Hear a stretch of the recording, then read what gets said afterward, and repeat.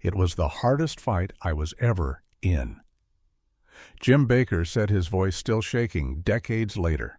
On August 21st, 40 Sioux and Cheyenne charges slammed into a handful of men crouching behind dead horses and shattered trees. Blood soaked the ground. Gunpowder choked the air. Survival was a fading hope. The West wasn't just changing, it was exploding into chaos. What happens when the old world collapses in a storm of bullets and broken dreams? The Wind River Rendezvous of 1937 began under a light morning fog. Less than 30 trappers assembled along the riverbanks, their beaver pelts stacked low, their horses thin from poor hunting seasons. The fur trade was crumbling.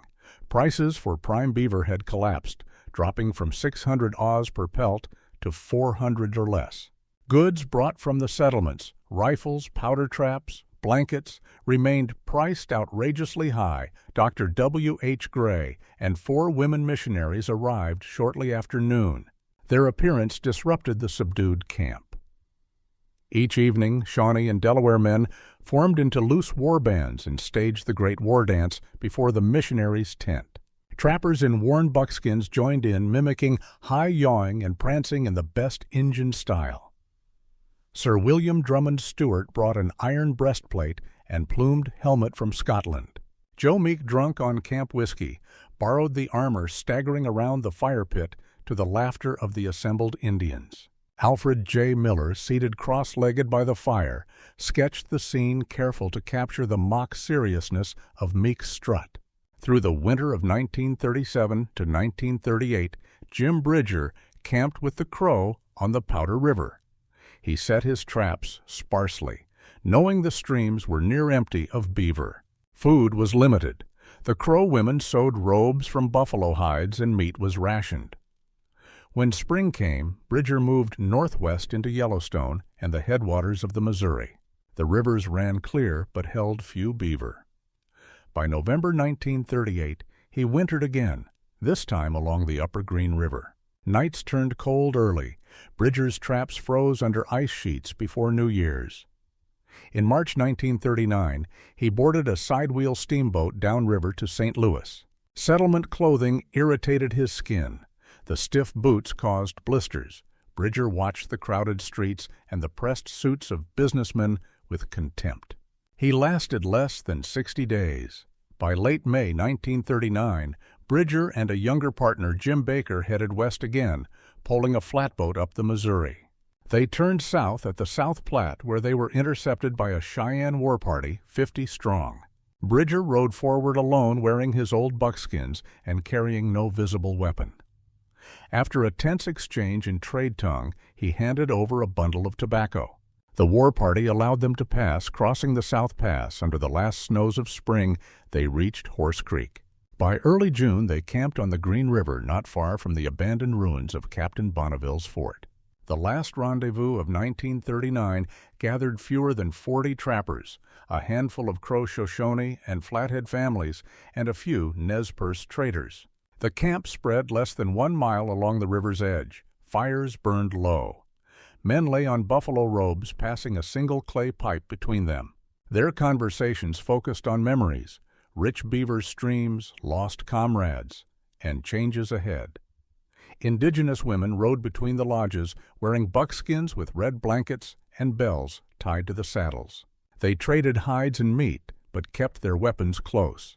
A herald, an old snake man with a copper bell tied to his staff, moved between the teepees each morning, calling out news, the movements of Sioux scouts, the price of powder, the births and deaths of the winter past. By mid-June, the small trading post appeared even poorer. Prime pelts fetched barely $400 in goods. Traders demanded high prices for shot powder, coffee, and muslin. A single trap, once worth a good horse, now traded for a sack of beans.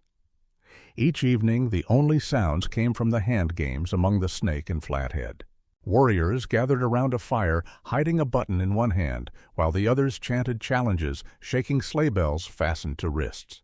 Bridger smoked nearby, listening to the rise and fall of the drumbeats. Merchants laid out powder lead beads, bells, and iron kettles. Indigenous customers swapped robes and horsehair bridles. No cash changed hands. Only the battered remnants of a wilderness economy now functioned more barter than business. Around the midday fires, warriors rested with their heads in the laps of wives or sisters. Women searched their hair for lice, cracking them between their teeth. Children moved among the horses. There were no horse races, no drinking contests, no shooting matches. Even the familiar wagered shooting of past years was absent. Jim Bridger watched the camp from his saddle late one evening. He noted fewer tents, fewer rifles, more cautious glances. He realized, though he said nothing, that the age of the mountain man had ended. In the final week of June, many of the trappers packed their remaining goods and left in small bands. A few, like Bridger and Baker, lingered by the river until July, chewing dried venison and mending saddles. When they finally rode out, the Green River camp lay almost abandoned, its muddy trails marked by scattered hoofprints and broken tent poles. By September 1939, the Great Beaver Trail, once the lifeline of the western fur economy, had become a hollow name. Between 1939 and 1941, Jim Bridger roamed the mountain territories, restless and uncertain about his future. The end of the fur trade had left him without a stable livelihood. Though his heart remained in the mountains, concerns about his daughter's education and family ties in Missouri pulled at him. He avoided settling, refusing to abandon the open skies for the confined spaces of settlements.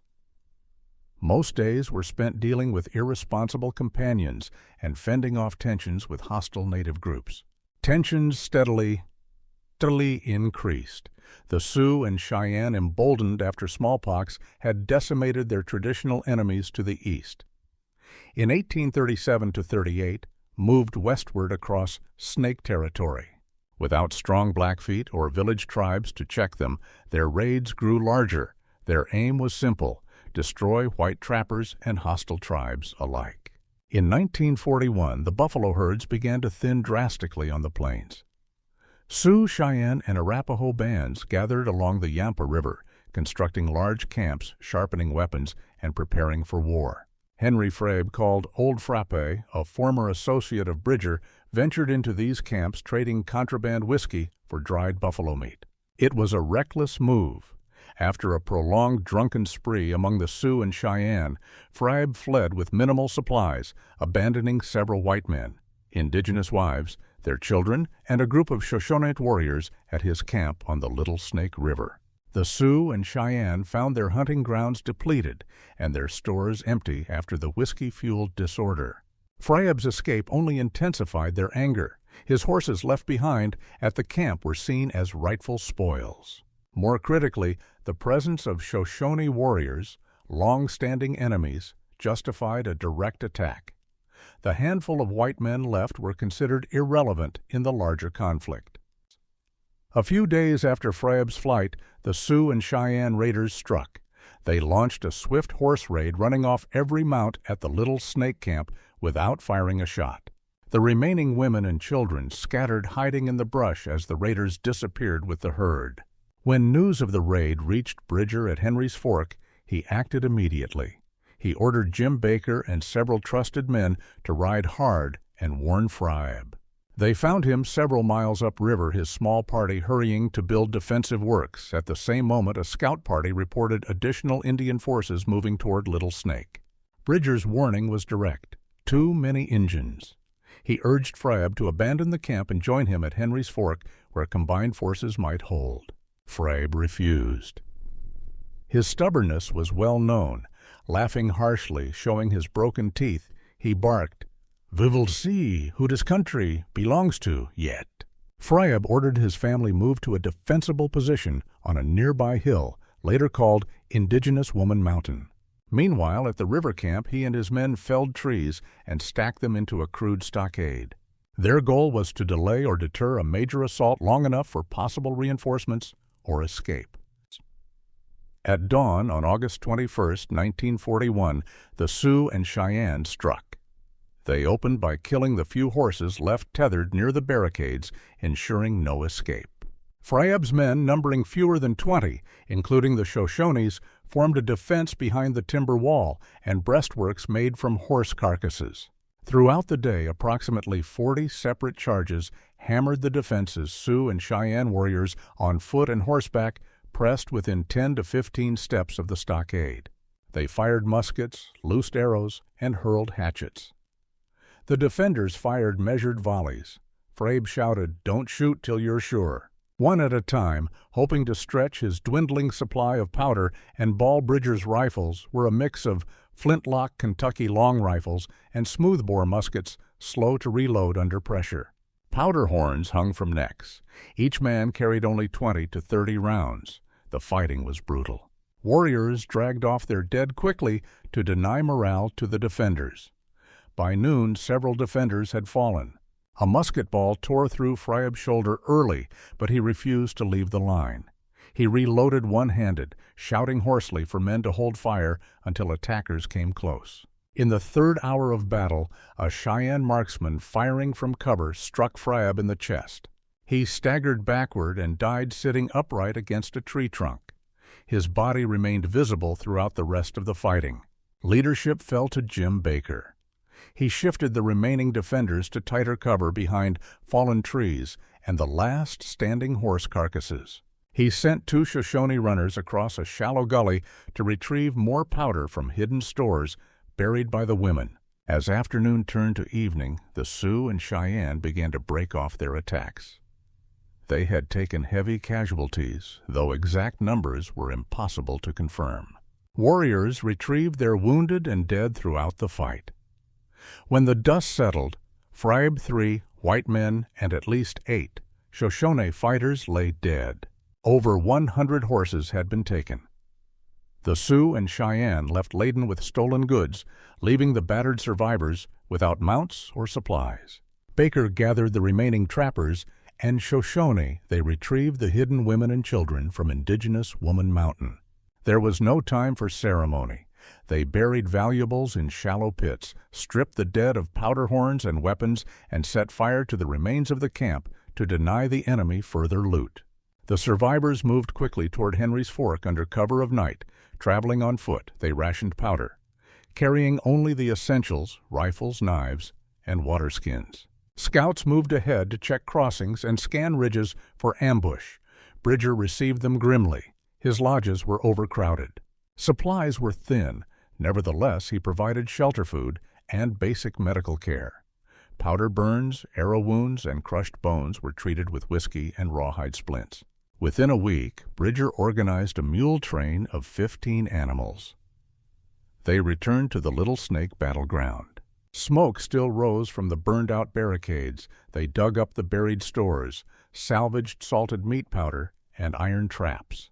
Throughout the winter of 1941 to 42, Bridger maintained a precarious balance. Sioux war bands roamed closer each month. Small groups of trappers and Shoshone warriors reinforced his camp. No major attacks came, but constant raiding and theft of horses kept the settlement on edge. In spring 1942, remnants of Frabe's group and other Allied trappers under Whitehead Fitzpatrick moved toward Fort Laramie. Bridger agreed to escort them part way. His departure was reluctant. He rode east across the plains toward the cussed settlements, each mile weighing heavier. The journey was tense. Bridger led 22 men, 14 women, and 9 children with 40 head of mixed stock. They traveled 12 miles a day, circling the wagons. Each night, scouts checked the horizon constantly. By late spring, they reached the North Platte without incident. Bridger parted ways with the column, watching as the dust of the departing wagons drifted into the distance. Every part of him longed to return west. The loss of friends, fortune, and the trapping life left its mark.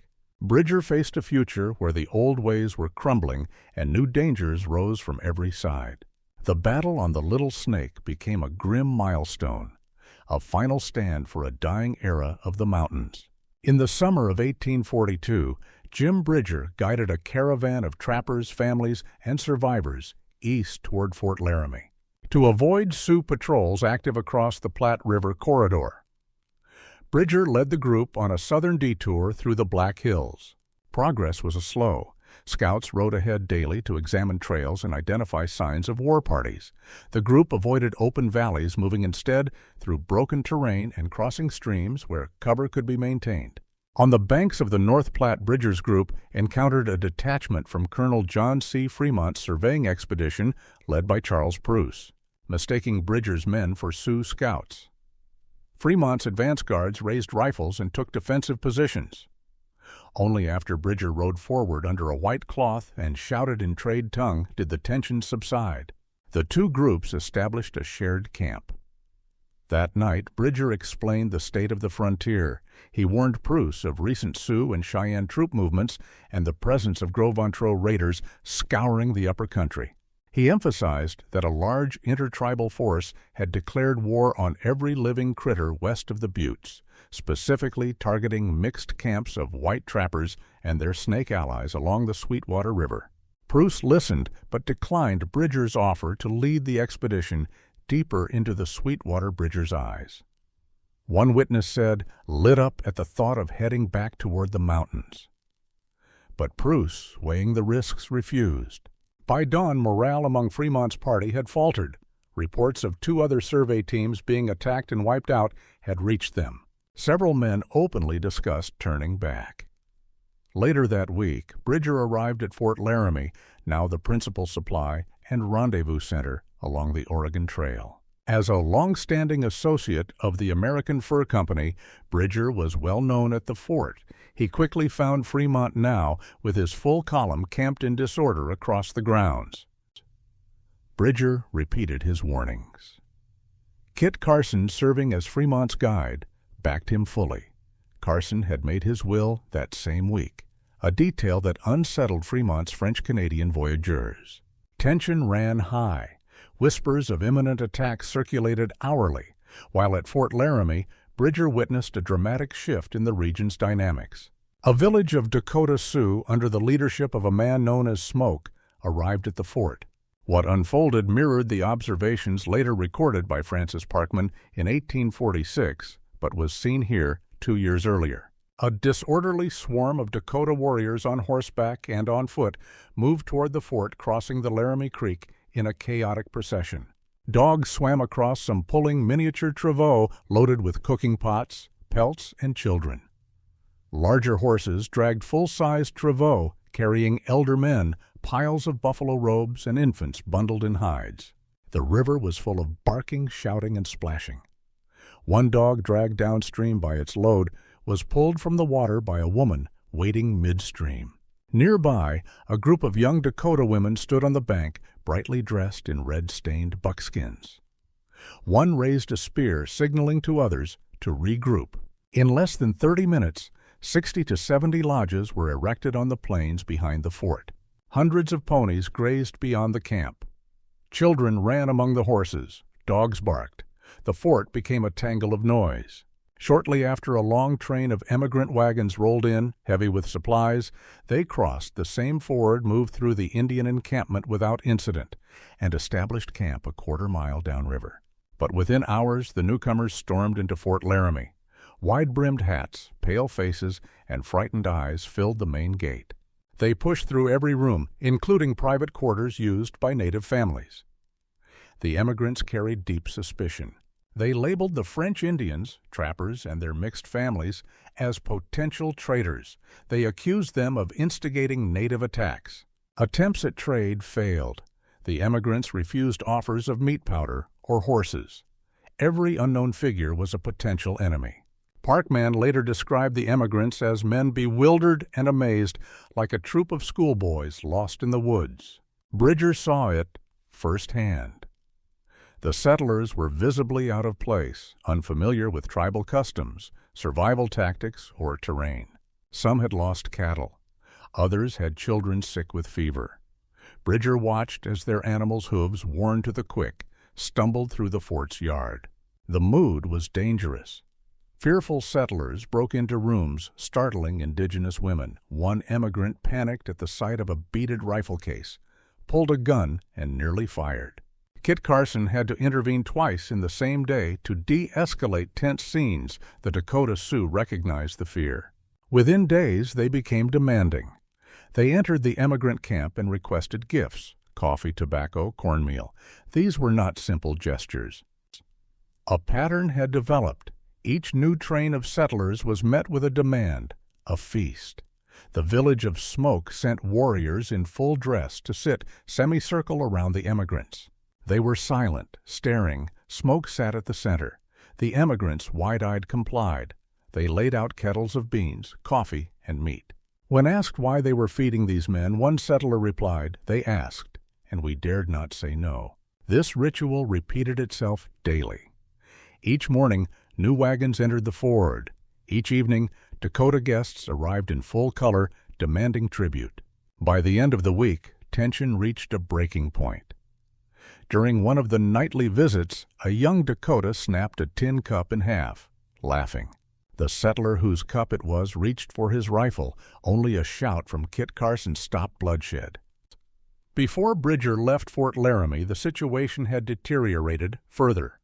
Rumors spread that the Dakota had fired upon at least 2 wagon parties near the hills.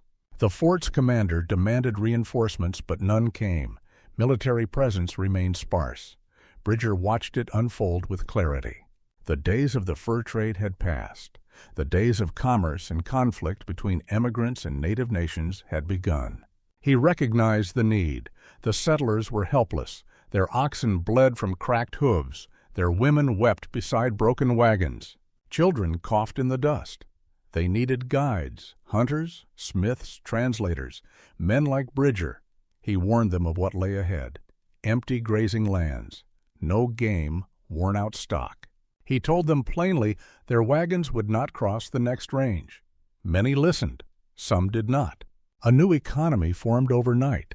The settlers sold wagons, oxen, even family heirlooms in exchange for coffee, sugar, or even half-lame ponies. A sack of flour fetched $12. A pound of sugar cost $1. Bridger saw opportunity, but also burden.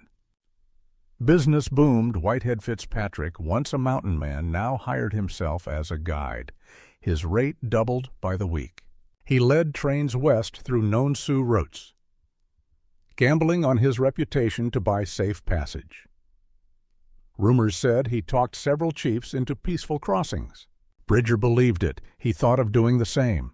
The Indians respected him. His knowledge of the river's mountain passes and tribal customs was unmatched. Where once he guided trappers, he now saw the future guiding wagon trains through a land that no longer belonged to them. In those final days at Fort Laramie, Jim Bridger watched an old world fade. He did not speak of it aloud, but he walked the edge of the fort each evening, watching smoke rise from Dakota lodges and settler campfires. Alike, knowing he stood between two forces, neither ready to meet the other. In the fall of 1842, Bridger spent long evenings at Fort Laramie weighing a plan. The fur trade was dead. Guiding emigrants west offered income but not permanence. Bridger, cautious by habit, considered a different future: establishing a fort to serve the traffic moving along the Oregon Trail. He evaluated every objection. Would the Indians tolerate it? Could he defend it if challenged? Would emigrants stop long enough to make it profitable? His answers circled back to the same conclusion. No man knew the region better. No man could negotiate better or fight harder if pressed. Bridger had another advantage. He was a skilled blacksmith. He could repair axles, mend rifles, reshoe mules. If the fort sat beside a river, he could even run a ferry. Over weeks, the idea hardened. Bridger smiled privately at the thought. Here was a way to live in the mountains, make money, and still hunt and trap when seasons allowed. He would have to tolerate the cussed emigrants, men and women who had never seen an Indian, never trapped a beaver, never survived a winter on the plains. But enduring a few months of their company was better than abandoning the mountains altogether. The next question was location. It could not be near the Platte, already trampled into barren dust by thousands of wagons. Farther west, emigrants would need more help: repairs, supplies, fresh mounts. Bridger thought of a place he had seen years before: a broad grassy bottom along Black's Fork of the Green River. The water was clean, fed by the melting snows of the Uinta Range. The valley held trout game trails and wood for building. It lay just off the main emigration road, but close enough to intercept desperate travelers, he decided. In early winter 1842, Bridger gathered supplies, tools, nails, iron powder. By spring, he rode west with a small party of men and pack animals loaded with goods. They reached Black's Fork after weeks of travel. Snow still clung to the high passes. The valley was empty, save for bands of Shoshone hunters. Bridger wasted no time. They felled trees, dug post holes, and set a stockade 8 feet high. By midsummer 1843, Fort Bridger took shape a square fortification with 4 single-story cabins inside, roofed-in sod. One cabin held Bridger's forge and carpenter's bench. Another served as a store stocked with powder-lead flour, coffee sugar, and tools. A third cabin housed Bridger and his belongings. The fourth became the residence of his chosen partner, Louis Vasquez, an old mountain companion. Next to the stockade, they built a corral for horses and mules. Bridger strung pickets along the river to secure a ferry crossing. He made rough benches and tables from pine slabs. The forge bellows hissed as Bridger mended wagon wheels and reset mule shoes. The fort was crude but serviceable. Word spread quickly along the emigrant trails. Travelers learned that Fort Bridger offered blacksmith work, repairs, fresh horses, and dry goods. In December 1843, Bridger penned a letter to Pierre Chouteau, Jr., a principal merchant in St. Louis. He wrote, "I have established a small fort with a blacksmith shop and a supply of iron in the road of the emigrants on Black Fork of Green River, which promises a fair settlement." Bridger outlined the needs he witnessed. Emigrants arrived exhausted, short of supplies, desperate for repairs. They carried cash but lacked critical goods. He requested shipments of iron-cloth ammunition and tools. He also recognized an opportunity to reopen trade with the nearby tribes. The Shoshones, Utes, and occasionally the Sioux still trap beaver in the mountain streams. Bridger planned to buy pelts and resell them to eastern markets, blending the old trade with the new economy. Throughout late 1843, wagon trains stopped at Fort Bridger almost weekly. Some needed simple services: a rifle cleaned, a broken axle replaced.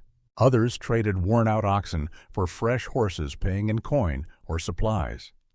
Bridger adapted quickly. He knew which emigrants would pay and which might steal. He tightened security at night, locking the main gate with heavy beams. He posted 2 men to patrol the river crossings. Among the first visitors was a Mormon wagon train headed toward the Salt Lake Valley. They repaired 3 wagons at the forge, bought flour at inflated prices, and promised to spread word of the fort's location to others. By autumn, Fort Bridger stood firm against the early snows. Bridger watched the mountains turn white and the river freeze at its banks. He had carved a new existence from the dying frontier. He was no longer just a trapper or scout. He was a merchant, blacksmith, guide, and diplomat between 2 colliding worlds. In 1 year, Jim Bridger shifted from survival to strategy. Fort Bridger was more than a trading post. It was a new kind of foothold in a land losing its wildness by the day. Through skill instinct and stubborn practicality, Bridger built a future in the only country he ever truly trusted: the untamed American West.